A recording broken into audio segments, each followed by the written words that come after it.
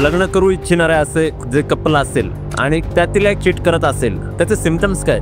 Basic symptoms तर सगळ्यांना माहिती आहेत की पार्टनर लक्ष देत नाहीये, वेळ देत नाहीये. चीटिंग एका बाईला लगेच कळते. पुरुषाला थोडा वेळ लागतो की बाई धोका देते हे कळायला थोडा वेळ लागतो, पण बाईला जन्मता सिक्स सेन्स असतो. म्हणजे आमच्या डिटेक्टिव्ह इंडस्ट्रीमध्ये निदान मी तरी म्हणतो की प्रत्येक बाई जी जन्माला येते ती डिटेक्टिव्ह म्हणूनच येते.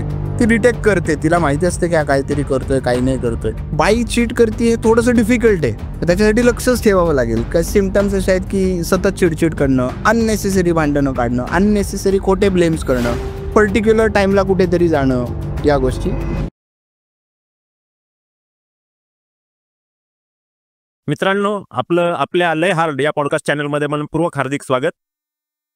आत्तापर्यंत आपण गुप्तहेरांच्या खूप रोमांचक अशा कथा ऐकत आलो आहोत. मॅगझिनच्या माध्यमातून असेल, कार्टूनच्या माध्यमातून असेल किंवा चित्रपटांच्या माध्यमातून असेल.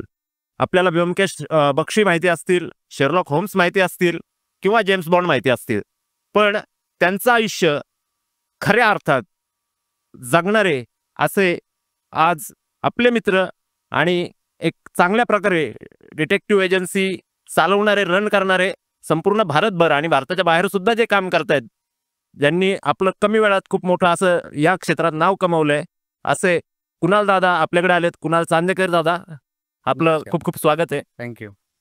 कुणाल दादा, ह्या गुप्तहेर किंवा डिटेक्टिव्ह बनण्याची प्रेरणा कुठून आली?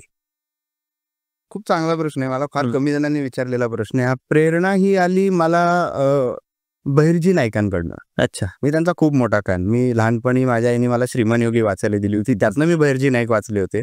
पण त्याच्यानंतर मग मी त्यांची काही पुस्तकं वाचली, काही अजून वेगळ्या वेगळ्या कादंबऱ्याही वाचल्या. त्यातनं मला जास्त इन्स्पिरेशन मिळालं. म्हणजे लहानपणी खूप इच्छा होती की मला डिटेक्शन किंवा पोलीस किंवा आर्मी किंवा नेव्ही, एअरफोर्स अशा जाण्यात खूप इंटरेस्ट होता. तर माझे इन्स्पिरेशन बहिर्जी नाईक आहेत.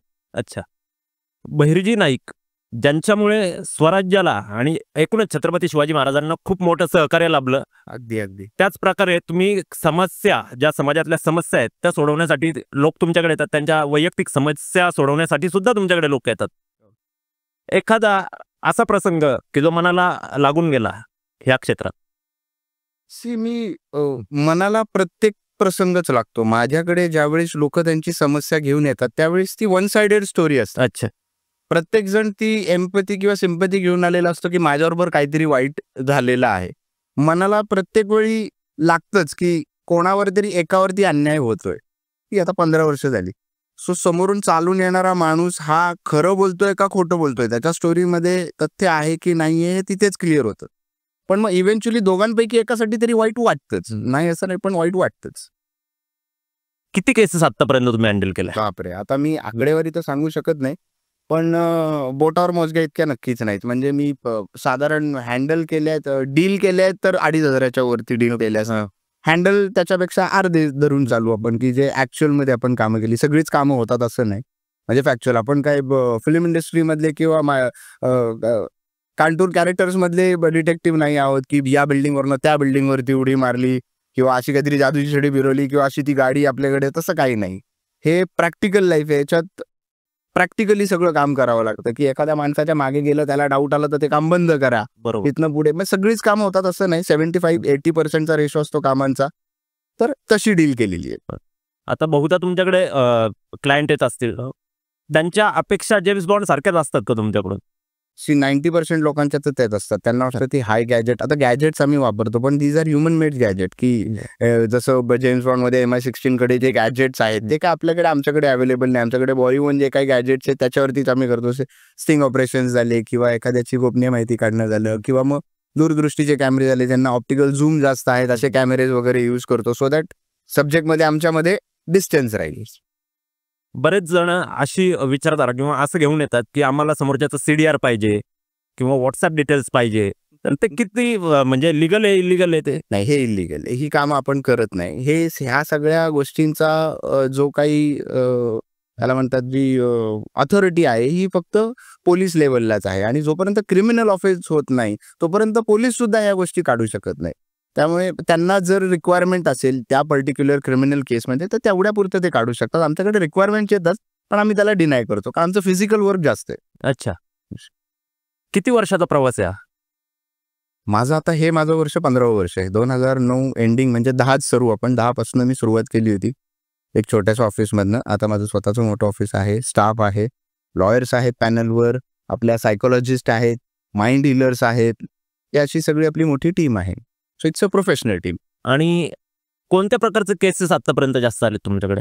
माझ्याकडे मॅक्झिमम केसेसमध्ये आहेत प्री मॅट्रिमोनियल, लग्नाच्या आधीच्या केसेस, जे नवरा बायकोची माहिती काढून घेणं आणि मग लग्न जुळवणं. त्याच्यानंतर मग पोस्ट मॅट्रिमोनियल, मग त्याच्यात डिवोर्स डेटा आला, एक्स्ट्रा मॅरिटल अफेअर्स आले, मेंटेनन्स आल्या, की नवरा बायकोंच्या इन्कमची माहिती काढून देणं. कोर्टात खोटं बोलतात की पैसे द्यायचे नसतात, पोटगी द्यायची नसते, या अनुषंगाने डिटेल्स काढणं की आम्ही काम करत नाहीये किंवा काम करतोय पण कमी पगार आहे.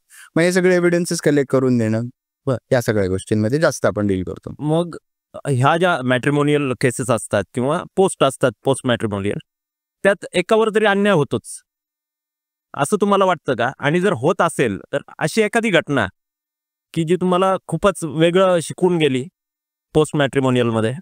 मी पहिल्यापासून सांगितलं की अन्याय हा पहिल्यापासून होतोय. आपल्याकडे बायकांच्या बाजूनी कायदा आहे, पण आतापर्यंत आपण विचार केलाय की तो का आहे, त्याचं रिझन काय आहे की बायकांच्याच बाजूनी कायदा. म्हणजे इतिहासापासूनच आपण बघत आलो, पेट्रियार्की जर सिस्टम तुम्ही बघितलात, पुरुष प्रधान देश आपला, त्यामुळे बायकांवरती असभ्य काय म्हणतात त्याला, फार घाणेरडे अत्याचार झालेले जे अजूनही होत आहेत. म्हणजे त्याच्यामुळे आत्ताचा काही एक थोडा भाग पुरुषांचा तो कदाचित गव्हाबरोबर किडे पिसले जातात तसं होत असेल. मी असं म्हणत नाही पुरुषांवर अन्याय होत नाही, बरोबर, पण कायदा कडक. म्हणून मी म्हटलं ना की कधी कधी पुरुषांबाबतीत सुद्धा वाईट वाटतं, कधी कधी बायकांबाबतीत सुद्धा वाईट वाटतं. म्हणजे बऱ्याच केसेस आहेत. आजही माझ्याकडे अशी एक केस आहे की जिथे ह्यांचं कपलचं अफेअर 8-10 वर्ष अफेअर होतं त्यांचं. लग्न झालं, लग्नानंतर एक 1.5-2 वर्षाचा मुलगा आहे त्यांना. त्या मुलीला म्हणजे शिकलेली सवरलेली मुलगी, म्हणजे गव्हर्नमेंट जॉब लागला असता तिला भविष्यात, अशा लेवलची एक मुलगी, तिला 15-20 दिवसातच घरात पोस्ट प्रेग्नन्सी घरात काम करावं लागलंय. सिलेंडर उचलण्यापासून तिने कामं केलेली आहेत, 8-10 लोकांचे स्वयंपाक केलेले आहेत. म्हणजे ह्या परिस्थितीतनं सुद्धा लोक जात आहेत आजही. मग त्या गोष्टीचं वाईट वाटतं ना की गव्हर्नमेंट जॉबसाठी अप्लाय केलेली पोरगी, सिलेक्शन होऊन तिने ते नाकारला गव्हर्नमेंट जॉब, का तर तिला संसार सांभाळायचा, तर तिच्यावर अन्याय येतो, का तर तिचा नवरा अफेअर करतोय, बरोबर, तर त्याचं कुठेतरी काहीतरी आहे. सो या गोष्टींचं वाईट वाटतं. मग हा अन्यायच झाला ना. आणि अशा बऱ्याच प्रकारच्या घटना सध्या आपल्याला समाजामध्ये घडताना दिसत आहेत. स्त्रियांवरही अन्याय होतोय, पुरुषांवरही अन्याय होतोय, 100% होतोय. अशा कोणत्या प्रकारची घटना, एखादी केस तुम्ही सांगू शकाल की त्याच्यात पोस्ट मॅट्रिमोनियल म्हणजे भयानक अशा पद्धतीने ते घडलेलं आहे? सगळ्याच केसेस भयानक आहेत. तुम्ही जर आता मुलगा भरपूर कमवतोय किंवा गव्हर्नमेंट जॉब आहे किंवा बाहेर देशात आहे आणि मुलीकडच्या फॅमिलीमध्ये मल्टिपल डिवोर्सेस झालेले आहेत घरात, त्यामुळे त्यांना माहिती आहे की कुठल्या पद्धतीने लॉला हँडल करून आपल्याला त्याला त्रास देता येऊ शकतो. अर्जावरती अर्ज करणं, पैशाची असंख्य पैशांची मागणी करणं, अननेसेसरी अमाऊंटची मागणी करणं, त्याचा हॅरॅसमेंट होतं पुरुषांना. तर अशा केसेस आहेत ना, बऱ्याच केसेस आहेत. म्हणजे एक अशी तुम्हाला पर्टिक्युलर नाही सांगू शकत. प्रत्येक केसचा मोडस ऑफ ऑपरेंडी एकच असतो, फक्त ट्विस्ट अँड टर्न्स वेगळे असतात. अच्छा, शेवटी आहे तेच. असं बऱ्याच केसेस मोठमोठ्या तुम्ही हँडल केल्यात. माझ्या मते महाराष्ट्रात तर तुम्ही करताय, संपूर्ण महाराष्ट्रभर. देश पातळीवर एखादी एक केस हँडल केलेली आहे, अशी एखादी केस तुम्ही आमच्या प्रेक्षकांना सांगा. देश पातळीवरती बऱ्याच केसेस आहेत. तुम्हाला कुठली केस ऐकायची, म्हणजे काय आहे त्याच्यात? म्हणजे मी म्हणलं ना की एक्स्ट्रा मॅरिटल अफेअर मध्ये अफेअर्स आहेत. म्हणजे मी वेशभूषा केलेली आहे, मी तृतीयपंथीचा रोल केलेला आहे, मी बुरखा घालून काम सर्व्हिलन्स ठेवलेला आहे, अशा सगळ्या गोष्टी आहेत ना. एक ठराविक घटना जी तुम्हाला त्यातून जाताना अनुभव पण चांगला आला आणि ती केस सॉल्व्ह करताना मजा पण आली? अनुभव चांगला आला असं म्हणताच येत नाही, झोपेची मोड होते. मी आता रिसेंटली दिल्ली टू उत्तराखंड एखादा पाठलाग करत गेलो होतो. प्रचंड प्रवास झाला, 2 तासही झोप झाली नाही. आल्यानंतर मी 2 दिवस ऍडमिट होतो. डिहायड्रेशन भरपूर झालं होतं. म्हणजे पाणी प्यायला सुद्धा मला थांबता येत नव्हतं. जे गाडीत अवेलेबल होतं तेच पाणी पित होतो आम्ही. आणि जो अधिकारी होता ज्याच्या मागे आम्ही गेलो होतो, तर अशा तो प्रचंड विचित्र प्रवास होता. म्हणजे दिल्ली टू पुणे ते दिल्ली एअरपोर्टला मी प्लेननी गेलो, तिथनं मेट्रोनी आय थिंक जुन्या दिल्लीपासून नवी दिल्ली, तिथून परत गाडी करून उत्तराखंड. म्हणजे तो प्रवास फार थरारक होता. आणि मला त्या माणसाला मिसळून द्यायचं नव्हतं, कारण तो एकच माझ्याकडे चान्स होता की मी इथं गेलो आणि त्याचा तो पाठलाग करायचा आहे. मग उत्तराखंडवरनं नैनिताल, म्हणजे ते सगळं त्याच्यातच आहे. नैनिताल, आणि हे आत्ताचं मी नोव्हेंबरचं सांगतो, प्रचंड भयानक थंडी. त्या थंडीत मी हॉटेलच्या रूमच्या खिडकीत बसून राहिलो होतो की हा माणूस मिस नाही झाला पाहिजे इथून, कारण तो त्याच्या गर्लफ्रेंड बरोबर आला होता आणि मला वाईफनी काम दिलं होतं. सो तर कंटिन्युअसली त्याच्यावरती वॉच ठेवणं, त्या खिडकीतच बसून राहणं, हा माझ्यासाठी खूप त्रास होता. आणि नैनितालची थंडी म्हणजे भयानक. कोणत्या माध्यमातून केसेस येतात तुमच्याकडे? माझ्याकडे मॅक्झिमम येतात लॉयर्स रेफरन्सकडनं, आणि मी आता मोस्टली जास्त लॉयर्ससाठीच काम करतो. महाराष्ट्रातले बरेच लॉयर्स आहेत माझ्याकडे. काही लॉयर्स ऑफिसमध्ये आहेत जे आपल्या पॅनलवर आहेत, जसे किरण गुळवे, मी मध्येही सांगितलं तुम्हाला. तर मॅक्झिमम जो आहे केसेसचा डेटा मला लॉयर्सकडनं येतो, काही फिल्म इंडस्ट्रीमधनं येतो, काही पॉलिटिशियन्स लोकांकडनं येतो, काही रिटायर्ड पोलीस ऑफिसर आहेत, ACP आहेत, सिनियर PI आहेत, जे रिटायर झालेले आहेत, त्यांच्या काही पर्सनल किंवा त्यांच्या मित्रमैत्रिणींच्या काही केसेस ज्यांनी माझ्याबरोबर आधी माझं काम बघितलेले गेलेले, ते मला रेफर करतात केसेस. राजकीय व्यक्तींकडून कोणत्या स्वरूपाचे केसेस असतात? सेम असतात, काही वेगळे नाहीये. मी तुम्हाला पहिलेही सांगितलं की MO सेम आहे, मोडस ऑफ ऑपरेंडी सेम आहे, ट्विस्ट अँड टर्न वेगळा आहे. तुम्ही गरीब घरापासून घ्या तर श्रीमंत घरापर्यंत कुठेही जा, म्हणजे कुठल्याही लेवलला जा, अफेअर हे होतातच, कुठेही होतात. आता फक्त ते जास्त दिसायला लागले, होतंय तर आधीपासूनच. आता हे मीडिया आलंय, हे इंस्टाग्राम, हे रील्स आणि हे सगळे पॉडकास्ट, याच्यामुळे हे फक्त लोकांना दिसायला जास्त लागले. अदरवाईज हे राजवाड्यांपासून होत आलेले, आता काही नवीन होत नाही. पण याच्यामुळे या सोशल मीडियाच्या माध्यमातून हे वाढायला सुरुवात झाली असं तुमचं मत आहे? वाढलेलं प्रकरण दिसायला जास्त सुरुवात झाली, म्हणजे आधीपासूनच वाढलेलं आहे, जे वाढीव ते दिसतंय. विदेशातील एखादी केस? मी विदेशातली एक हाँगकाँगला गेली होती, एक मलेशियाला गेली होती. हाँगकाँगची माझी आता जे मी माझ्या प्रिव्हियस पॉडकास्टमध्ये पण बोललो होतो की हाँगकाँगची केस आहे माझी, जिथे मी पुणे टू दिल्ली, दिल्ली टू हाँगकाँग, आणि हाँगकाँग टू मकाऊ, मकाऊ ते परत हाँगकाँग, हाँगकाँग ते परत दिल्ली पुणे, असा 5 दिवस कंटिन्युअस त्यांच्या ह्याच्यावरती होतो. ते एक माझं थरारक हे होतं. ती आता विटनेसला आलेली ही केस. सो 100%. आता नावं तर नाही घेऊ शकत 100%. आपले जे पक्षकार, म्हणजे आपले जे क्लायंट होते, त्यांच्या वाईफचा अफेअर होता, आणि ती एका तिराई व्यक्तीबरोबर, ज्याच्याबरोबर तिचा अफेअर होता, त्याच्याबरोबर ती फिरायला गेली होती एका कॉन्फरन्सच्या नावाखाली. कॉन्फरन्स वगैरेला तर काही गेले नाही ते, फक्त जाऊन कॉन्फरन्सच्या नावाखाली 5-10 मिनिटं बसले. नंतरचे जे काही 2-3 दिवस होते ते नुसते धुमाकूळ घालत होते पब्लिक प्लेसेसमध्ये, हग वगैरे, त्या सगळ्या गोष्टी. म्हणजे त्या काही गोष्टी एकाच रूममध्ये राहिले, खोटं बोलले होते की वेगळ्या रूममध्ये राहत आहेत वगैरे, ते सगळं. मग ते सगळे पुरावे गोळा करून देणं त्या, आणि शांग्रीला सारख्या हॉटेलमधनं ते पुरावे, तिथून ते फोटोग्राफी करणं, मध्ये कोर्टात म्हणजे वकिलांना सबमिट करणं, मग ते एव्हिडन्स म्हणून कोर्टात जाणं, हा खूप एक वेगळा, आणि तो देश वेगळा असल्यामुळे. पण मी पहिले सांगितलं होतं माझ्या प्रिव्हियस पॉडकास्टमध्ये की मला तिथे कस्टममध्येच पकडलं होतं. अच्छा. आणि मी एकटा गेलो होतो ना इथून, आणि मला ह्या डॉक्टरांची कदाचित अख्ख्या महाराष्ट्रावरनं एक दिल्लीला टीम आली होती. प्रत्येक सिटीतनं एक डॉक्टर असा त्या ह्याच्यात आला होता, दिल्लीला आला होता, त्या प्लेनमध्ये होता, आणि मी एकटाच होतो, असा तो सिव्हिलियन होतो. आणि ही लोक सगळी गेली त्यांच्या टीम, कारण एअरपोर्टवरती सगळे एकत्र विचारलं. मी म्हणलं मी एकटा आलोच का, आणि माझ्याकडे करन्सी जी होती ती 1.5 लाख रुपये, आपली इंडियन करन्सी, जी त्यांची कन्वर्ट केलेली करन्सी कॅश होती माझ्याकडे, आणि ती एअरपोर्टवरती कार्ड करून घेणार होतं त्याचं. आणि एवढी करन्सी कॅश पकडल्यावरती मला धरलं त्यांनी, मला रूममध्ये नेलं, आणि तिथे मग इंटरोगेशन केलं माझं. आणि ते इतक्या विचित्र लेवलने इंटरोगेशन करत होते, मारत वगैरे नव्हते, पण प्रश्नवल्ली जी होती स्टार्ट टू एंड, तेच प्रश्न, एकटाच का आला, मग तू कामच काय करतो. आणि नेमकं त्यावेळेस चायना इंडिया वॉर सुरू झालं होतं, आणि इतका प्रचंड प्रेशर आणलं त्यांनी माझ्यावर. मला वाटलं माझा सरबजीत सिंग होतोय का काय आता इथे चायनामध्ये, म्हणलं. कारण ह्यांनी जर विचारलं करतो काय, तर सांगावं तर लागणार. मग त्यांनी इन्कम टॅक्स विचारला माझा, तू इन्कम टॅक्स भरतो का, म्हणजे एवढी कॅश घेऊन आले. बरोबर. आणि आय डोंट नो त्यांच्याकडे ते सर्व्हर असतील, कनेक्टेड असतील नसतील मला माहित नाही, पण त्यांनी ते सिस्टमवरती चेक करायला सुरुवात केली. आणि त्यावेळेस मी एक चांगला टॅक्स भरला होता इयरली तो.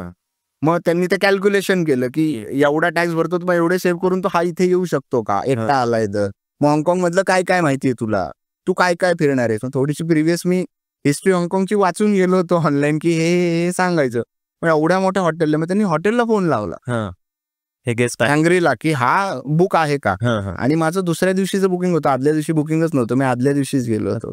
मग एवढा तर की त्यांनी विचारलं फक्त हॉटेलला की बुकिंग आहे का, ते म्हणले आहे. आजचे का उद्याचे ते वाचलो, त्या दिवशी वाचलो, भयानक वाचलो. मग नंतर मला फार ओपन वगैरे केलं होतं त्यांनी कॅमेरे. मग नंतर त्यांनी विचारलं काय करतो, मी म्हणलं माझी सिक्युरिटी एजन्सी. म्हणले व्हिजिटिंग कार्ड दाखव.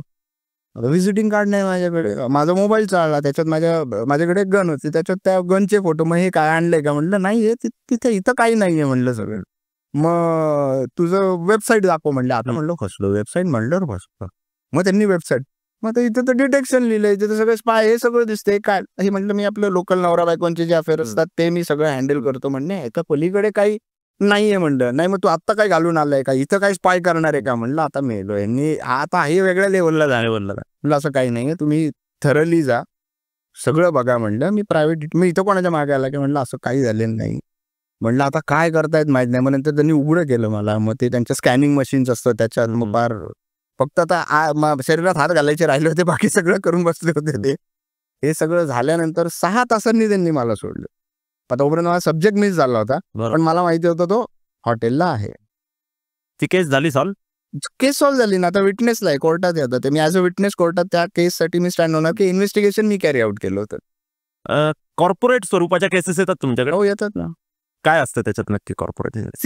माझ्याकडे जे कॉर्पोरेट येतात मेजरली अंडर कव्हर इन्व्हेस्टिगेशन्स असतात, जिथे कंपनीमध्ये एक मोठी IT कंपनी असेल, त्याच्यात बरेच एम्प्लॉईज असतात आणि प्रत्येकाचा कुठे ना कुठे राग असतो.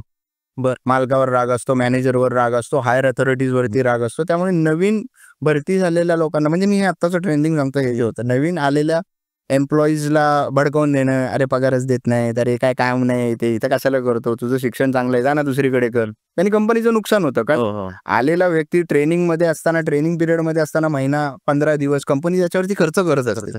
तो त्यांचा चार्जेस तो तसा वेस्ट गेलेला असतो, तो पगारही द्यावा लागत असतो.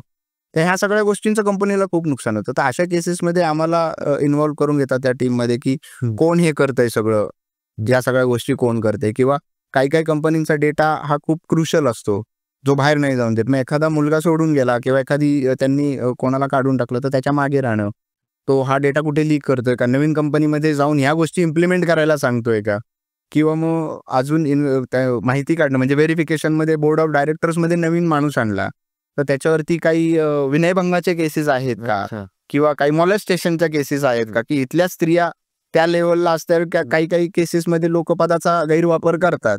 तर अशा केसेस पण येतात की त्यांची हिस्ट्री काढणं, त्यांच्या प्रिव्हियस कंपनीजमध्ये जाऊन त्यांच्या कॅरेक्टरची माहिती काढून घेणं, की ही व्यक्ती आधी अशी काही बायकांना हे घेऊन आहे का, की आपल्याला अशी व्यक्ती कंपनी नको जिथे कंपनीचं स्टँडर्ड खाली. बरोबर. तर अशा प्रकारच्या पण माहिती आपण मल्टीनॅशनल कंपनी, आता आपण बऱ्याचदा पाहतो आणि जेम्स बॉन्ड असेल किंवा ब्योमकेश बक्षी असतील, हे खुनाची उकल करताना आपल्याला बऱ्याच चित्रपटांमध्ये दाखवण्यात आलेत. अशा स्वरूपाचे काही केसेस आलेत खुनाची उकल करताना?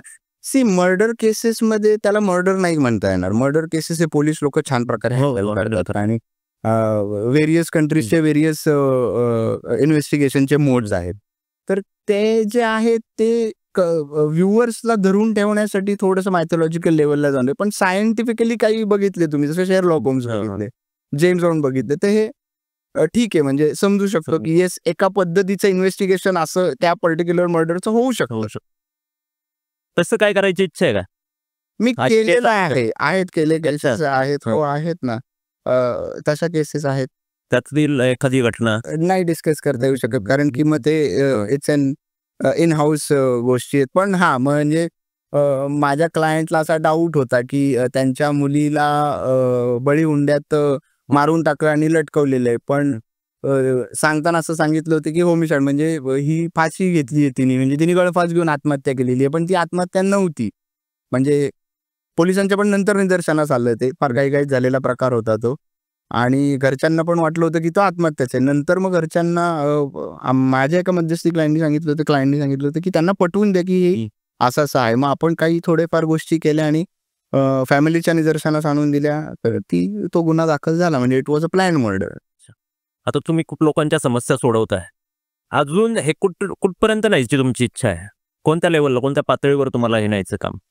मला एक इन्स्टिट्यूट चालू करायचे डिटेक्टिव्ह ट्रेनिंगसाठी. म्हणजे विदर्भ झाला, मराठवाडा झाला, मुलं शिकतायत पण नोकऱ्या मिळत नाहीये, पुण्यात यायची इच्छा आहे त्यांना, स्वतःच्या एजन्सी सुरू करायची इच्छा आहे, पण प्रॉपर ट्रेनिंग नाहीये. तर माझं आता आहे पाईपलाईन मध्ये. काही रिटायर्ड जज आहेत, काही रिटायर्ड मोठे पोलीस अधिकारी आहेत, IPS लेवलचे अधिकारी आहेत, जज आहेत, लॉयर्स आहेत, की हे सगळ्या क्रिमिनॉलॉजी किंवा त्या सगळ्या गोष्टींवरती त्यांना मुलांना शिकवतील, फिजिकल हेल्थ ट्रेनिंग देणं, या सगळ्या गोष्टी. थोडक्यात एम्प्लॉयमेंट तयार करणं, एक नवीन एम्प्लॉयमेंट तयार करणं. हा एक वेगळा सेक्टर होऊ शकतो असं वाटतं तुम्हाला? 100%. का नाही होऊ शकत? प्रॉब्लेम काय? म्हणजे आम्ही काय स्वतःहून कोणाच्या लाईफमध्ये जाऊन ते इंटरफिअर करत नाहीये. मी उद्या आलो उगीच तुमच्या लाईफमध्ये आलो, तुमची माझी ओळख झाली म्हणून तुमची फालतूची माहिती काढत बसायला मला वेळ नाहीये. मी कमर्शियल ऍस्पेक्ट पण बरोबर आणि माझ्याकडनं काही चांगलं काम पण होतं. कुणाल दादा, जीवाला धोका निर्माण होईल अशी एखादी केस आली आहे का?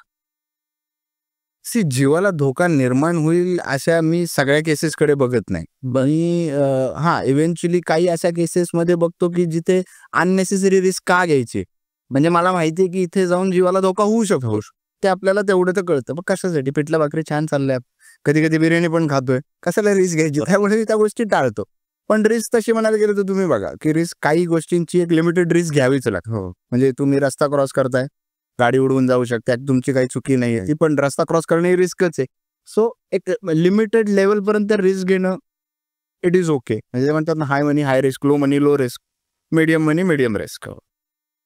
तसा हा रिस्कीच, तुम्ही जो व्यवसाय निवडलाय तो रिस्कीच आहे. तुम्ही बालकलाकार म्हणून बऱ्याच चित्रपटात काम केलंय. दुसरी बाजू आमच्या प्रेक्षकांना सांगायचं म्हणजे तुम्ही ज्योती चांदेकर यांचे भाचे आहात आणि ते अभिनेत्री तेजस्विनी पंडित या तुमच्या बहीण आहेत. या कला क्षेत्राकडून, अभिनय क्षेत्राकडून तुम्ही या क्षेत्राकडे कसे काय वळले? लहानपणी माझ्या आत्याचं स्वतःचं प्रोडक्शन होतं, ज्योती चांदेकरांचं. तिचं कुलस्वामिनी थिएटर्स म्हणून प्रोडक्शन होतं आणि आम्ही लहान असल्यामुळे बालकलाकार म्हणून काम, नाटकातनं, सिरियल्स किंवा शॉर्ट फिल्म्समध्ये कामं करायचो. पण मग ते तेवढ्यापुरतं ठीक होतं. माझ्या घरची परिस्थिती थोडीशी फार वीक होती, सो शिक्षण जास्त करता आलं नाही. त्यामुळे मला घरात फार लहान वयातच काम करायला लागलं होतं. आणि आत्याचं पण असं काही फारसं चांगलं नव्हतं. ती एकटी काम करत होती. तिचे जे हजबंड होते, आमचे जे काका होते, तेजस्विनीचे पप्पा, ते हार्ट पेशंट होते. सो ही वॉज, त्यांना फार लिमिटेड ह्याच्यातच काम करू शकत होते. ते त्याच्यावर ते हाय रिस्क किंवा हाय ह्याची कुठली कामं करू शकत नव्हते. पण ते अव्वल दर्जाचे शेफ होते. सुंदर स्वयंपाक करायचे. म्हणजे की का जर तुम्ही बघितलं असेल की आत्या आमची सगळं घर सांभाळायची आणि ते घरातलं सगळं सांभाळायचे आणि दोन्ही मुली सांभाळायचे. आणि दुसरं एक इन्स्पिरेशन ते सुद्धा आहे, he was an intelligent person. म्हणजे शब्दकोडे, सुडोकू हे सोडवणं आम्ही त्यांच्याकडनं शिकलो. म्हणजे घरात पेपर आला की सगळं 10 मिनिटात सोडवून झालेलं असेल. म्हणजे कुठेही पेपर त्यांना दिसला की पहिले ते शब्दकोडे सोडत, मराठी इंग्लिश सगळे सोडवायचे ते. तर स्मार्टनेस त्यांच्याकडनं शिकलेलो आहे. तर पण मग नंतर मग जसं फॅमिलीचं रिस्पॉन्सिबिलिटी वाढत गेली तर मग त्यातनं थोडासा बाहेर झालो. आमची आत्या उच्च दर्जाची कलाकार, त्यामुळे ते सगळं तिच्या दोन्ही मुलींमध्ये उतरलं. आणि तेजू आमची दिसायला तर तुम्हाला की दिसायलाही छान आणि कामालाही छान. त्यामुळे ती त्या क्षेत्रात तिने जो जोम धरला ती तिथून, तिला पहिल्यापासून शिक्षण करायचं नव्हतं, तिला आईसारखंच व्हायचं होतं, ती झाली आईसारखीच. त्यामुळे आणि तिने ते छान निभवलं असं. त्यांच्याकडून कधी कोणत्या कामाचा रेफरन्स किंवा त्यांच्या कोणाचं फ्रेंड्सचा असेल, कोणाचं काम असं तुमच्याकडे आले? 100% बरेच कामं ती मला सांगते. इंडस्ट्रीमध्ये मी कामं केली, ते रेफर करते ती. बरीच लोक आहेत ज्यांचे पर्सनल इश्यूज आहेत, जिथे तिला वाटतं की तिच्या ओळखीतल्या लोकांवरती अन्याय होतोय किंवा त्यांना त्या गोष्टीत थोडासा न्याय मिळाला पाहिजे किंवा खरं खोटं झालं पाहिजे, तर ती त्या केसेस मला रेफर करते. येस करते, फिल्म इंडस्ट्री मधल्या करते. त्यांचं आणि तुमचं बहीण भावाचं नातं कसं आहे? मस्त आहे, छान नातं आहे आमचं. कधी तिला फोन करा, मेसेज करा, ती रिप्लाय करते. तिचा फॅनबेस कधी कधी मला मेसेजेस करतो की तुम्ही भाऊ आहात, प्लीज आम्हाला ताईशी हे करून द्या ना. मग मी तिला स्क्रीनशॉट काढून पाठवतोय, भाई हा तुझा फॅन आहे, त्याच्यासाठी एखादा शब्द लिहून पाठवतो, खुश होईल असं. त्या गोष्टी आमच्यात चालतात. आणि नॉर्मल मग सजेशन्स असेल, काही तिला सल्ले लागले, ती मला विचारते, ती मला गुगल म्हणते तिचा. म्हणजे मला तिला काही वाटलं की ती सरळ फोन करते, मेसेज करते. मला घरी कौस्तुभ म्हणते, ती मला कौस्तुभ म्हणते. मग ती विचारते काय, मग ह्याचं काय कर, मी काही असेल घरातलं असो बाहेरचं असो, ती सजेशन्स घेते माझ्याकडनं, सल्ले घेते. दादा, आपण 10 वर्ष हा प्रवास करताय, 15 वर्ष तुम्ही हा प्रवास करताय. शेवटपर्यंत रिटायरमेंट घ्यायचा असं कधी विचार येऊ शकतो का हे काम करत असताना? जोपर्यंत करता येते तोपर्यंत करीन. त्याच्यानंतर मग म्हणतो ना, एक बिझनेसमॅन त्याच्या त्या आयडियाज असतात, ते रोटेशन मध्ये रुलिंग मध्ये राहावं, असे काही प्लॅन्स आहेत, ते मी करून ठेवलेले आहेत. आपण बऱ्याच प्रकारच्या केसेस तुम्ही हँडल केल्यात. आता तुम्ही प्री मॅट्रिमोनियल असेल, पोस्ट मॅट्रिमोनियल असेल, त्याच प्रकारे तुम्ही कॉर्पोरेटच्या पण घेताय. अजून कोणत्या कोणत्या विविध प्रकारच्या तुमच्या हाताखालून केसेस गेल्यात आणि रोमांचक केस कोणती होती त्यातली? रोमांचक मी जसं पहिले सांगितलं की सगळ्या रोमांचक केसेस आहेत. तुम्हाला रोमांच सगळ्यात जास्त रोमांचक अशी बऱ्याच आहेत. माझ्याकडे एक केस आली होती. त्याच्यात एक अधिकारी होता, जो खूप मोठा अधिकारी होता आणि ते I think Maharashtra state electricity बोर्डचे खूप मोठे ऑफिसर होते. क्लास 1 ऑफिसर होते. अच्छा. आणि त्यांची बायको ती पण गव्हर्नमेंट जॉब होती. आय थिंक ती BSNLला कुठेतरी होत्या त्या. आता रिटायर झाले असेल. खूप जुनी गोष्ट सांगतो. म्हणजे माझा किस्सा लक्षात राहिलेला किस्सा झाला. थोडंसं वेगळं होतं. तर त्यांच्या मुलीचं एका लग्न झालेल्या माणसाबरोबर अफेअर होतं. ज्याचा डिवोर्स झाला होता नव्हता ती माहिती मला त्यांनी काढायला दिली होती. ते एकदा माझ्याकडे मुलीची आई आली आणि मला म्हटली ही केस डील करायची आम्हाला, तुम्हाला ही केस द्यायची, असं सगळं आहे. पण मग माझे हसबंड पण येतील, पण त्यांना सांगा की पैसे मी दिलेले त्यामुळे तुम्ही काही काळजी करू नका आणि काम जे काही जो डेटा येईल तो फक्त मला द्या, त्यांना देऊ नका, पण ते एकदा येणार आहेत. म्हटलं ठीक आहे. मग एकदा ते त्या ऑफिसरला घेऊन आले. म्हणजे त्यांची माझ्या ऑफिसच्या खाली दिव्याची गाडी वगैरे, ड्रायव्हर वगैरे, त्यांचा एक बॉडीगार्ड पण होता. तो येऊन ऑफिसच्या बाहेर वगैरे थांबला. आल्यानंतर ते बोलणं झालं, सगळं नॉर्मल बोलणं झालं की असं करायचं. मी बोलताना ते फार नॉर्मल वाटले मला की हे नॉर्मल आहे. आणि मग त्यांनी तो जो डेटा काढायला लावला होता तो मी काढून दिला. त्याचं यांच्या मुली व्यतिरिक्त सुद्धा एका बाईबरोबर, एका मेसवाली बरोबर अफेअर होतं. आणि आता गव्हर्नमेंट जॉब असलेली मुलगी म्हणून त्यांनी ती आपली फसवलेली, म्हणजे कमर्शियल ऍस्पेक्टसाठी फसवलेली मुलगी, असंच ते. हे दोघं येऊन गेले, छान बोलले वगैरे माझ्याशी. जशी वाईफ गेली अर्ध्या तासांनी ते परत आले ऑफिसर माझ्याकडे आणि म्हणले तुम्ही मला ओळखलं का? नाही ना, आत्ताच येऊन गेला, तीच ओळख मला माहिती. नाही, मी फार वेगळ्या लेवलचा माणूस आहे. म्हणलं ऑफिसर आहात असाल. म्हणलं म्हणजे माझ्याकडनं काय अपेक्षा? म्हणे मी शंकर आहे. म्हणलं म्हणजे? म्हणे मी आरशात ज्यावेळेस स्वतःला बघतो त्यावेळेस मी अर्धा शंकर असतो, अर्धी पार्वती असतो. अच्छा. लोके गुड. म्हणलं मी पक्ष्यांशी बोलतो, मी प्राण्यांशी बोलतो. म्हणलं मी पण बोलतोय सर आपलेच. माझ्याकडनं नक्की अपेक्षा काय? हे सगळं काम करून तुम्ही फक्त मला सांगायचं, तिला नाही सांगायचं. बरं. म्हणलं रिझन काय सर? म्हणलं ते अप्रोच झालेच. माझी जी लॉयल्टी ती तुमच्या दोघांना राहील, जो काही डेटा राहील तो मी तुमच्या दोघांना. नाही म्हणे माझी बायको मी बघू शकतो की तिचं पण कुठेतरी अफेअर चालू आहे. मी इथनं बसून सांगू शकतो की ती आता कुठे इंटिमेट होतीये कोणाबरोबर. म्हटलं माझ्या कामासाठी खूप उपयोग होईल सर. म्हणलं तुम्ही तुमची नोकरी सोडा, मला जॉईन व्हा. मला आध्यात्मिकरित्या कळेल कोण बरोबर काम सोपं होईल तुमचं. आणि मग मी तसं जाऊन लोकांना पकडत जाईल. नाही हे असं पर्सनली कुठे वापरता येत नाही, मी फक्त माझ्या लोकांसाठीच करू शकतो. पण मी हे थोडंसं विचित्र. मग नंतर कळलं की या दोघांचा सुद्धा डिवोर्स झालेला आहे, फक्त मुलीच्या ह्याच्यासाठी ते. पण मी एक क्लास 1 ऑफिसर या लेवलच्या गप्पा करतोय, तर मग तो थोडंसं कन्फ्युजन वाटतं ना की अरे हे काय, म्हणजे थोडंसं रोमांचकच झालं ना. रोमांचक झालं. मग काम करायची इंटरेस्ट पण आहे, पण दोघंही म्हणले की आम्ही पण पैसे देते. हा म्हणला मी पण पैसे देतो, तिच्याकडनं घेऊ नका. शेवटी दोघांकडनं पैसे येत होते. मी काय म्हणलं, डेटा मी तुमच्या दोघांसमोर ठेवतो, जो काही डिस्कशन करायचंय तुम्ही आपापसात करा, बरोबर आहे की नाही? आणि मला जे ठरले ते माझे पैसे द्या, माझं काम संपलं. केसची उकल झाली ना. अच्छा. आता आपण प्री मॅट्रिमोनियलचं तुम्ही सांगितलं, कोणत्या स्वरूपाचे मुलीकडचे जास्त असतात, मुलाकडचे जास्त असतात केसेस? आता मुलीकडचे जास्त येत आहेत. मुलांकडची जास्त माहिती काढावी लागते. मुलीकडच्या पण 70-30चा रेशो धरू शकतो आपण, पण 70% मुलीकडची लोक येत आहे. बर. कारण की झालेलं आहे ना, प्रत्येक घरात मुलगी वाढवल्यानंतर ती बरोबर घरात चालली आहे. आणि सुशिक्षित लोक येत आहेत, असं नाही की काही मनात त्यांच्या धोरणे. पण त्यांचं कसं आहे की आता एकदा एवढं सगळं करणार आहे तर जाताना चांगल्या घरात जावी. आणि गेली तशी मी प्री मॅट्रिमोनियलमध्ये सुद्धा पहिले सांगितलं होतं की प्रत्येक मुलगा किंवा मुलगी परफेक्ट नाहीये. म्हणजे आमच्याकडे आल्यानंतर काहीतरी त्रुटी येतात. म्हणजे इनफॅक्ट आता तुम्ही विचारलं, पेरेंट्स आम्हाला म्हणतात दारू पितो, सिगरेट पितो, ओके. सोशली आम्हाला माहिती आहे तो थोडाफार घेतो, पण गव्हर्नमेंट जॉब आहे किंवा हायर लेवलला आहे, सो दॅट इज फाईन. म्हणजे आमच्यासाठी तो काही प्रॉब्लेम नाही. काही क्रॉनिक आजार आहे का, फॅमिलीमध्ये खूप डिवोर्सेस झालेत का, ह्यांचं क्रिमिनल बॅकग्राऊंड आहे का, घरात खूप डिवोर्स झालेत कसं सांगितलं. तर मग या गोष्टींमध्ये सुद्धा ते खूप इंटरेस्ट घेतात की डेप्थ आहे का, म्हणजे डेप आहे, फॅमिली कर्जात कुठे बुडाली आहे का. म्हणजे सेम लेवलची जर फॅमिली असेल की आम्ही पैसेवाले, समोरच्याही पैसेवाले, तर बघतात कर्जात आहे का. आता बऱ्याच केसेस अशा असतात की ज्यात मुलांचे सिबिल स्कोअर चेक केले जातात किंवा त्याचं बॅकग्राऊंड किंवा त्याची मेडिकल टेस्ट केली जाते. याच्यात किती तथ्य आहे? मेडिकल टेस्ट ही करावीच मी तर म्हणतो. आता हे मॅन्डेटरी व्हावं. म्हणजे मी माझ्या समोर कित्येक तरी प्री मॅट्रिमोनियल केसेसमध्ये आम्ही हे सजेस्ट करतो की टेस्ट करायला सांगा. फॅमिली नाही म्हणली नका करू, हे सगळ्यात बेस्ट आहे. इगोवर का द्यायचं. बरोबर. मुलगी तयार आहे स्वतः करायला, मुलाला प्रॉब्लेम काय? बेसिक टेस्ट असतात, करायला काय हरकत आहे? बर. अशा मेडिकल टेस्ट ह्या कोणत्या स्वरूपाच्या असतात त्यात बेसिक मध्ये? मेजर असते HIV, हम्म. ती मस्ट आहे. बर. HIV करा, बाकी काही दुसऱ्या लिव्हर इश्यूज आहेत का, लिव्हर इश्यूज पहिले बघायचे आणि ते नंतर जाऊन वाढू शकतो. प्री मेट्रोमोनियल मध्ये आम्ही LFT करायला सांगतो, लिपिड प्रोफाईल करायला सांगतो. लिपिड प्रोफाईल म्हणजे हार्टचे जे काही फंक्शन्स आहेत ते येतं.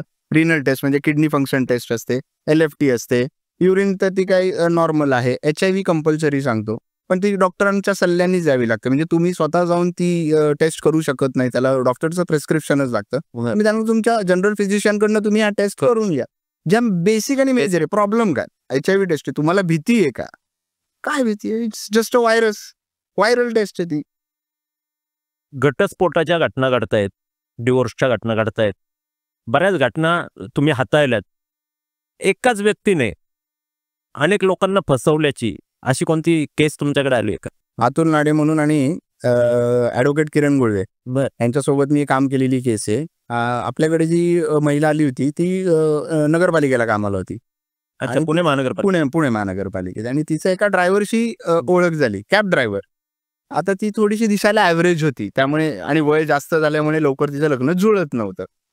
तर कॅब ड्रायव्हरनी तिच्याशी ओळख केली, लग्नाची मागणी वगैरे घातली. छान मोठ्या थाटामाटात 15 लाखात मोठ्या एका गार्डनला लग्न झालं त्यांचं. तिने लग्नानंतर फ्लॅट घेतला, त्याला स्वतःच्या घरात राहिले, त्याला गाडी 4 व्हीलर घेऊन दिली ड्रायव्हिंगसाठी, टुरिस्टच्या ह्याच्यासाठी. आणि नंतर तिच्या निदर्शनास आले की गावाकडे याचं ऑलरेडी एक लग्न झालेलं आहे आणि ह्याला एक बायको आहे. बरे, ही पहिली बायको, आता ही दुसरी झाली. मग त्याला जसं तिला कळायला लागलं आणि तिने ते प्रश्न विचारायला सुरुवात केली, तसा हा पळ काढायला लागला. मग हिची 2 व्हीलर घेऊन गायब झाला, हिच्या नावावरची 4 व्हीलर घेऊन गायब झाला, घरातले दागिने पैसे सगळं घेऊन गायब झाला. मग आपण काही गोष्टी करून त्याला ट्रेस आउट केलं, गावाकडे गेलो. त्यावेळेस त्याच्या बायकोला विचारलं तर तिने सांगितलं की आमचं सगळं व्यवस्थित होतं, घरात पैसे वगैरे पाठवतो. पण त्याला एक चुकीचा नाद आहे, तो पॉर्न व्हिडिओज बघतो आणि अननॅचरल गोष्टी करायचा प्रयत्न करतो आमच्यावर. अननॅचरल सेक्स करायचा प्रयत्न करतो. मग सेकंड वालीला आम्ही नगरपालिकेला विचारलं तर ती म्हटली हो, तो हेच करतो माझ्याबरोबर पण. मग आपण, आणि तो एकदम गायबच झाला. म्हणजे मी इथे तिथे आपण कंप्लेंट करायला लावली, ह्याच्यात लिगल कंप्लेंट करायला लावली आणि त्याचा ट्रेस घ्यायचा प्रयत्न केला, कारण त्यांनी दागिने वगैरे सगळंच पळवलं होतं. पुणे सिटी पोलीस मधले अधिकाऱ्यांनी छान काम केलं, छान इन्व्हेस्टिगेट केलं आणि धरून आणल्यानंतर कळलं की त्यांनी 3री मुलगी ठेवली आहे. अच्छा. म्हणजे एका घरापासनं दुसऱ्या घरापर्यंत, म्हणजे यरमाळा का करमाळा, तिथून आय थिंक यरमाळा ते टेंभुर्णीला 3री ठेवली. ती 3री इन्स्टा FB वरती ओळख झालेली बाई, ती तिच्या नवऱ्याला आणि मुलांना सोडून ह्याच्याकडे आली होती. जसं कळलं ह्याच्यावर गुन्हा दाखल झालाय, तिने बोऱ्या बिस्तर बांधल्या, ह्याला सोडले आणि ती गायब झाली. म्हणजे एवढा मोठा फ्रॉड केलेला आहे त्याने. अच्छा. त्या मॅट्रिमोनियल ज्या वेबसाईट आहेत, शादी.com असेल, जीवनसाथी असेल, त्याच्यावरचं फ्रॉडचं प्रमाण किती आहे? आपण बऱ्याचदा पेपरमध्ये वाचतो, न्यूजमध्ये येतं. मी एक सांगू का, मॅट्रिमोनी साईट्स वरती जातो कोण? ज्यांची लग्न ठरवायची. बरोबर आहे. आणि काहीतरी कमी आहे म्हणूनच जातं. माझ्या मते काहीतरी कमी आहे म्हणून तुम्हाला ऑनलाईनचा सहारा घ्यावा. बरोबर. नाही तर ह्याच्या आधी लग्न झाली नाहीत का? सक्सेसफुल मॅरेजेस नाही आहेत का मॅट्रिमोनीचे? 80% मॅट्रिमोनियल, मी जर केस ऐकली ना, मी विचारतो मॅट्रिमोनीवरती झाले का, येस म्हणतात. मॅक्झिमम फ्रॉड झाले, मॅक्झिमम फ्रॉड मॅट्रिमोनीवरती झाले. परत तिथे तुम्हाला जे आवडेल तेच लिहिणार ना माणूस दिसणार थोडी येतो लाईव्ह काय करतोय काय नाही करतो. मॅक्झिमम फ्रॉड मॅट्रिमोनी साईट्स मध्ये आले. कोणत्या स्वरूपाचे फ्रॉड असतात तिथे? मल्टिपल अफेअर्स, मल्टिपल लग्न झालेले, मल्टिपल डिवोर्स झालेले, पैशाची मागणी करतात. माझ्याकडे आठवड्यातनं एक केस असते की माझी मॅट्रिमोनी साईटवरती ओळख झाली, मला सांगितलं मी आर्मीत आहे, मी नेव्हीत आहे, मी मोठ्या मल्टीनॅशनल कंपनीत आहे, मला फक्त आई आहे, दुसरं कोणी नाही आहे, एकुलता एक आहे, छान पैसे कमवतोय, मग मी आता फॉरेनला आहे, फॉरेनवरनं पुण्यात येतोय, तुझ्यासाठी एक पार्सल पाठवलंय ते घे. मग ते पार्सल काय स्वरूप असतं, मग ते सांगतात कस्टम मध्ये की नाही हे खूपच महाग आहे, तुम्हाला याचे पैसे भरावे लागतील. तर मग एक पर्टिक्युलर त्या मुलीला अकाउंट नंबर पाठवतात, ती कस्टम म्हणून त्या अकाउंटला पैसे टाकत राहते. ते कस्टम मध्ये जोपर्यंत ती फ्लश आउट होत नाही तोपर्यंत पैसे काढत राहतात. नंतर सांगतात अरे त्याच्यात तर ड्रग्ज आहेत, मग आता तुमच्यावर गुन्हा दाखल होईल, हे होईल ते होईल. मग ते तुमचे डिजिटल अरेस्ट आणि या सगळ्या फालतू गोष्टी त्यातनं निर्माण होतात. हे सगळं लिंक्डच गोष्टी आहेत त्या सगळ्या. बर. पण या मॅट्रिमोनियल साईट्सवरती फ्रॉड होतात, कारण की लोक कधीच खरी माहिती त्याच्यावरती देत नाहीत. बर. अशा बऱ्याच घटना त्या माध्यमातून घडत असतील, आपल्या समोर देखील येतात की बाबा या माध्यमातून फसवलं गेलंय. मग ते मुलीला फसवलं जातं की मुलाला जास्त फसवलं जातं? असं काही नाही, सगळा रेशो चांगला आहे. माझ्याकडे केसेसमध्ये मुलींनी पण बरेच फ्रॉड केलेले आहेत. म्हणजे साधे सुधे सिंपल मुलं बघायची, बोलण्यातनं कळून जातं की फॅमिली जास्त रिच आहे का रिच आहे का, ॲव्हरेज आहे? साधी फॅमिली आहे, जास्त कोणाशी हे नाहीये ते नाहीये, त्यांना फक्त मुलगी हवी आहे शिकलेली. म्हणजे असं हायफंडू मुलगी असल्यासारखं दाखवायचं, पण संस्कारी भाऊ म्हणून दाखवायचं आणि सगळ्या गोष्टी करून घ्यायच्या. म्हणजे पैसे काढायचे, गुंडाळायचे आणि गायब व्हायचे, झालेले. अच्छा. आता आपण सायबर फ्रॉड बरेच होताना बघतो. हो. सायबर फ्रॉडच्या केसेस आल्यात आपल्याकडे? माझ्याकडे येतात, पण मग मी त्या ट्रान्सफर करतो, कारण मग सायबर फ्रॉडमध्ये टेक्निकल काम खूप होतं, बर. ज्याचा आम्हाला ऍक्सेस नाही आणि आम्ही काही करू शकत नाही. हा, म्हणजे मी कन्सल्टेशन चार्जेस घेतो. म्हणजे मी आमचा लॉयर, आमच्या पॅनलवरचा लॉयर देऊ शकतो की तुम्हाला हेल्प आउट करेल तो, एक प्रोसिजर वेनी जायला, पाईपलाईननी जायला, की कशी कंप्लेंट करायची, काय करायची सायबर फ्रॉडच्या याच्यात, ते आपण मार्गदर्शन करू शकतो. बर. कॉर्पोरेटमध्ये आतापर्यंत सगळ्यात मोठी हँडल केलेली केस कोणती आहे तुमच्या दृष्टीने? तशा बऱ्याच केसेस आहेत. प्रत्येक कॉर्पोरेट लेवलला मी जे म्हणलं ना, की मी मगाशी सुद्धा तुम्हाला सांगितलं की डायरेक्टर लेवल्सला चेक करतात. मग काही लोक 20-20, 30-30 वर्ष काम करून गेलेली असतात आणि अचानक काम सोडतात, पण त्यांची बेहिशोबी मालमत्ता झालेली असते. बर. हा, म्हणजे equivalent to the owner of the company त्यांची 30 वर्षात मालमत्ता झालेली असते. मग मध्ये मी एका बिल्डरसाठी काम केलं होतं, खूप मोठे प्रख्यात बिल्डर आहेत, नाव नाही घेत. त्यांच्या एका पर्टिक्युलर साईटवरनं खूप चोरी होत होती. बर. आणि त्यांचा जो साईट सिव्हिल इंजिनियर जो कोण ते सगळं मेन बघतो, त्यांनी एक त्याचा स्वतःचा फ्लॅट बांधला होता, आलिशान फ्लॅट बांधला होता, आणि असा फ्लॅट बांधला होता की घरात घुसायच्या आधीच मार्बल संगमरमर, म्हणजे काय ते त्याला नादच करायचा नाही, असा फ्लॅट होता तो. पण तो त्या सगळ्या साईट्सवरनं छोटे म्हणजे अक्षरशः प्रत्येक साईटवरनं एसी पासनं फर्निचर पासनं सगळं नेऊन त्यांनी स्वतःचा फ्लॅट बांधला होता. म्हणजे अशा पद्धतीचे फ्रॉड्स आहेत. थेंबाने तळ साचवलं थोडं. थेंबाने तळं साचवलं. बरं, मग नंतर सप्लायर्स असतात, सप्लायर्स बरोबर संलग्न, त्याचे स्वतःचे सप्लायर्स असतात. बिल्डरचे जे हाताखालची जी ऍक्च्युअल टीम जी बिल्डिंग मटेरियलसाठी काम करते, सप्लायर्स असतात. सप्लायर लोक कमिशन देतात. बरोबर. की मग माझा सप्लायर दाखवायचा बाहेरनं आलेला आहे, पण तो सप्लायर त्या इंजिनियरचाच असतो. मग ती फरशी असू दे, टाईल्स असू दे, नळ असू दे, वायर असू दे, काही असू दे, त्या फ्लॅटमधलं ते सगळं यांचंच असतं. बिल हेच पास करून घेणार, यांचं टक्केवारी कमिशन लाखोच असतं, लाखो. एक फ्लॅट 3-3, 3.5, 7-7, 8-8 करोड पर्यंत जातो. हो. मग त्याच्यातनं तुम्ही 10% कमिशन बघा ना. आणि एक फ्लॅट नसतो, एक विंगला 40-80 फ्लॅट असतात आणि ते 20-20, 30-30 मधल्या बिल्डिंग इथे. काय पैसा असेल, जबरदस्त फ्रॉड. चोरीच्या, घरफोडीच्या अशा एखाद्या घटनेत तुमच्याकडून एक काम झालंय की तुम्ही ती केस हँडल केली, अशी एखादी घटना आली आहे का? हँडल नाही गेली. माझे एक रिटायर्ड इन्स्पेक्टर आहेत, संभाजी शिर्के म्हणून, संभाजी शिर्के सर. मी प्रचंड फॅन आहे त्यांचा, आमचे चांगले संबंध आहेत. आता रिटायर झाले, ते कोकणातले आहेत. तर एकदा त्यांनी मला फोन केला होता की कुणाला यार एक अशी चोरी आहे, तुला काय वाटतं, म्हणजे सजेशन घ्यायला. अच्छा सर, ॲज अ फ्रेंड. मी म्हटलं सर मोडच ऑफ फ्रेंड काय, मला ना ती रेग्युलर घरफोडी वाटत नाही रे. म्हणलं फॅमिलीमध्ये कोण कोण आहे? नाही, फक्त नवरा बायको आहेत, नवरा इथे नसतो आणि वर्षातनं 1-1.5 महिन्यात येतो. म्हणलं सर माझ्या मते 100% बायको इन्व्हॉल्व आहे. म्हणजे का? म्हणजे सर चेक करा, अफेअर वगैरे आहे का, बॉयफ्रेंड वगैरे आहे का, सासू असते का? हा, म्हणजे येऊन जाऊन घरात सोनं नाणं चांगलं होतं, म्हणजे बऱ्यापैकी गेलं. सर एकदा बायकोवरती थोडंसं बघा. ठीक आहे, सांगतो.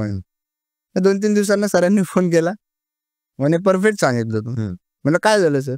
तिचं अफेअर होतं, तिच्या बॉयफ्रेंडला पैसे लागत होते, यांचा कुठेतरी काहीतरी घर घ्यायचा प्लॅन होता आणि पळून द्यायचा प्लॅन होता, तर तिनेच घरात त्याला चोरी करायला लावली.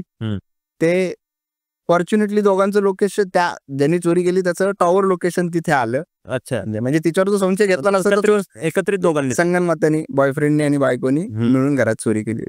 अच्छा, चोरीची घटना तुम्ही अशा पद्धतीने आता आम्हाला सांगितली, पण स्वतःशी आपण आतापर्यंत हँडल नाही केलेली, कारण घरात चोऱ्या झाल्या आहेत, सतत होत आहेत, अशा केसेस खूप येतात माझ्याकडे. बर बऱ्याच केसेस मग होतात. त्यामध्ये काय आढळतं? मुलं यंगस्टर्स बर वाईट नाद लागलेले, तो का गाड्यांचे नाद, पब्स मध्ये जा, लॉन्चला जा.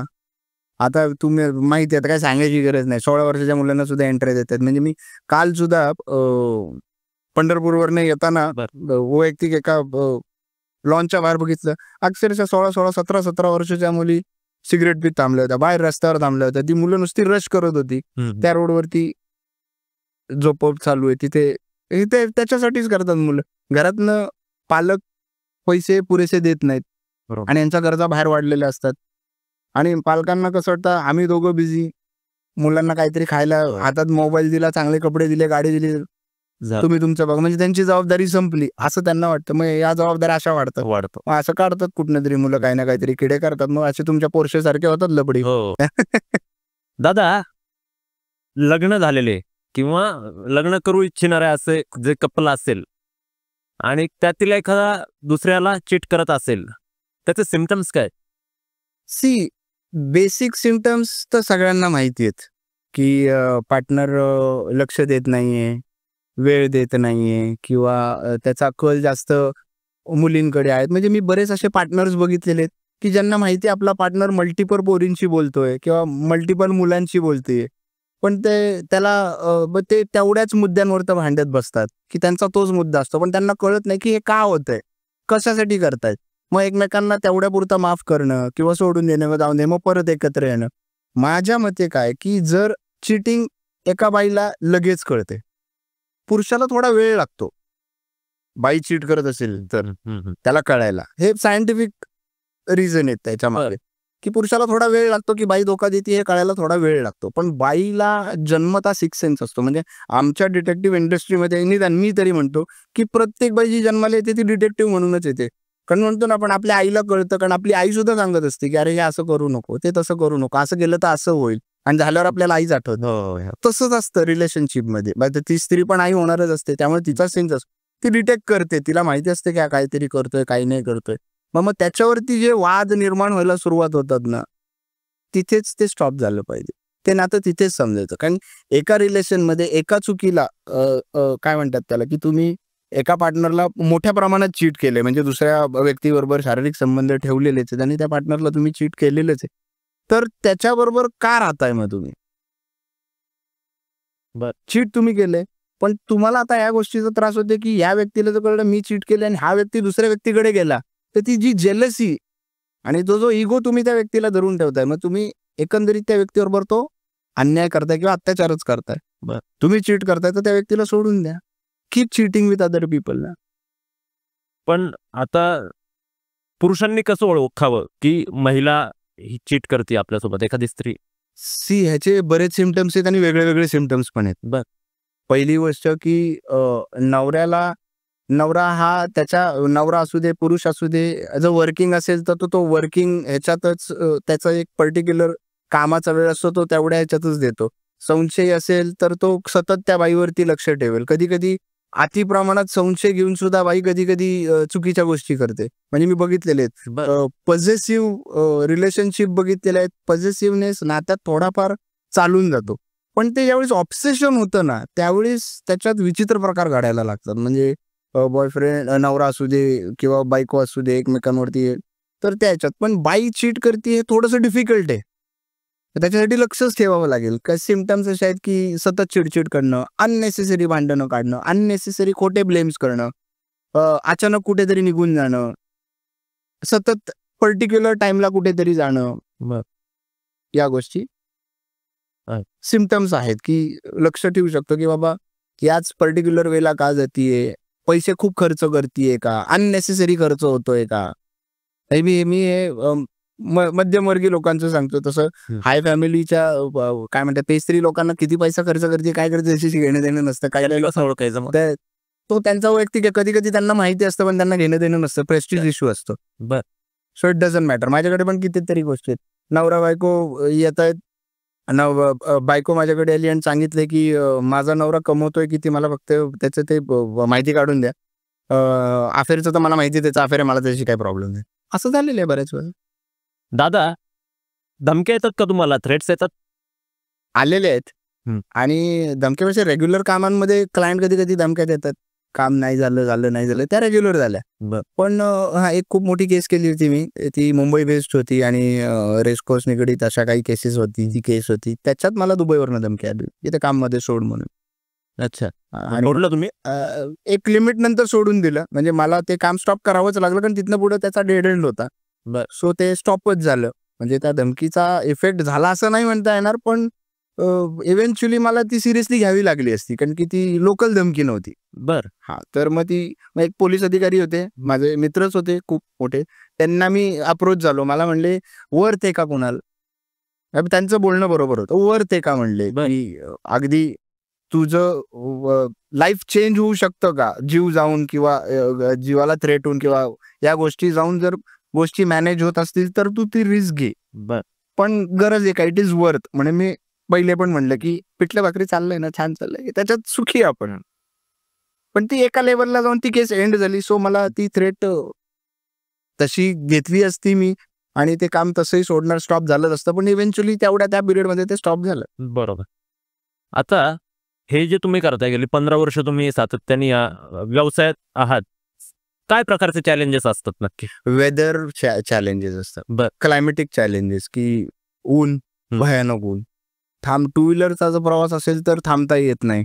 आता बऱ्याच गोष्टी हे झालेल्या आहेत, कोणी कधी फोन काढून व्हिडिओ काढायला सुरुवात करतो, CCTV आलेले चॅलेंजेस. म्हणजे आम्हालाही एका व्यक्तीवरती कंटिन्युअस लक्ष ठेवायला सतत जागा बदलत राहाव्या लागतात. म्हणजे टू व्हीलरचा सिटीतल्या सिटीत असेल तर त्याचा प्रचंड त्रास होतो, मुलांना होतो, मलाही होतो, कोणाला नाही होत. त्या मग पावसाळ्यात प्रचंड एक विचित्र हे होऊन जाते. 4 व्हीलर जास्त चालवता येत नाही, 2 व्हीलर मध्ये पण प्रवास लांबचा जमत नाही. त्यामुळे वेदर कंडिशन्सचाच सगळ्यात जास्त त्रास होतो. म्हणजे आम्हाला नवीन नवीन आयडियाज डेव्हलप करून त्याच्यावरती काहीतरी मात करून नवीन आयडिया, मग या वेदर कंडिशन्सवर कशी मात करता येईल, त्या वेदर कंडिशन्सवर कशी मात करता येईल, या सगळ्या गोष्टींमध्ये. अच्छा, आपण सगळ्यात जास्त चॅलेंज वेदरचाच, क्लायमेटचं असतं. आपल्या सर्वांचं प्रेरणास्थान छत्रपती शिवाजी महाराज असतील आणि त्यांच्याच सोबत त्यांचे बरेच सहकारी होते, आणि त्यातील गुप्तहेर खाते सांभाळणारे बहिर्जी नाईक हे होते, आणि ते तुमचे आदर्श सुद्धा आहेत. बरोबर. तो काळ ज्यावेळेस टेक्नॉलॉजी नव्हती आणि बऱ्याच असुविधा होत्या, ते असताना देखील त्यांनी उत्तम प्रकारे गुप्तहेर खातं सांभाळलं आणि स्वराज्य निर्मितीत सिंहाचा वाटा उचलला. बरोबर आहे. त्या काळात आणि आजच्या काळाला कसं पाहता तुम्ही? प्रचंड डिफरन्स. म्हणजे तुम्ही बेसिक गोष्ट घ्या ना, म्हणजे आपल्याला एखाद्याचं लोकेशन हवं असेल तर आपल्या जवळचं व्यक्ती असेल तर आपण त्याला सांगतो की लोकेशन पाठव. त्यावेळी रोड्स नव्हते. मी आत्ता क्लायमेट कंडिशन्सचं तुम्हाला सांगितलं, त्यावेळेस तर वादळ, पाऊस, वारा, नद्या, नाले, काय म्हणजे त्याला काही हेच नव्हतं, सीमाच नव्हती.